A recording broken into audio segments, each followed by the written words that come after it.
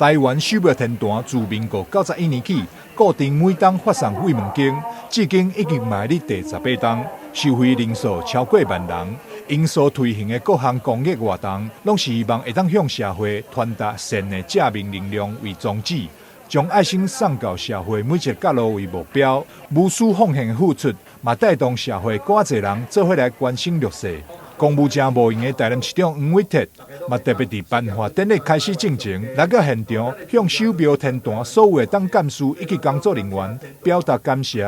天坛管理委员会咱董事会是董事长，咱各位副董事长、各位党干事、常务董事，来先进台德来代表咱台南市民来甲大家感谢。原因就是咱天坛遮侪年来，逐年对着咱的社会上需要帮助的人，以及咱的学生，的这个奖学金，甲生活上的帮忙，拢是不遗余力，毋但是咱市长所寄付的，的这个金钱，嘛是由社会各界寄付的金钱来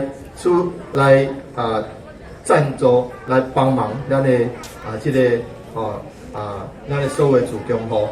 今年社会经济歹，佮拄着新冠肺炎疫情的影响，有不少民众的生活陷入困境。来申请慰问金的案件，总共有1188件。为了公平原则，庙方委托中央日报代为审查资格，最后有693名弱势民众通过申请，每一个人发送6000块，总共颁发出4158000块的慰问金。咱提供着做遮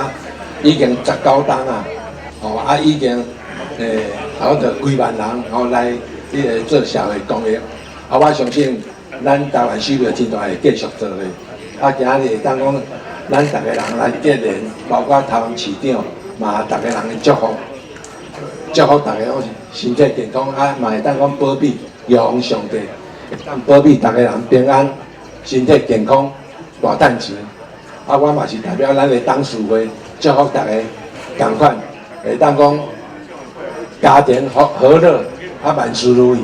台湾首要天坛除了担任好宗教安定人心的任务，遵循宗教对人关怀宗旨，将累积的资源积极投入在公益慈善事业当中，长期关怀弱势族群，赞助社会公益，成立老人养护中心，发送奖助学经等，这也拢得到内政部以及市府颁奖表扬。